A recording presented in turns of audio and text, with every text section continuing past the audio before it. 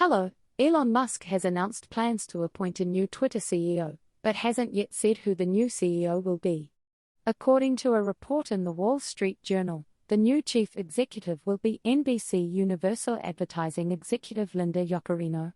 Twitter and Universal recently announced an expanded partnership to promote NBCU's coverage of the 2023 Olympic Games, which includes live streaming replays of the Games on NBCU. The Journal reports that she is in talks to take over as Twitter CEO.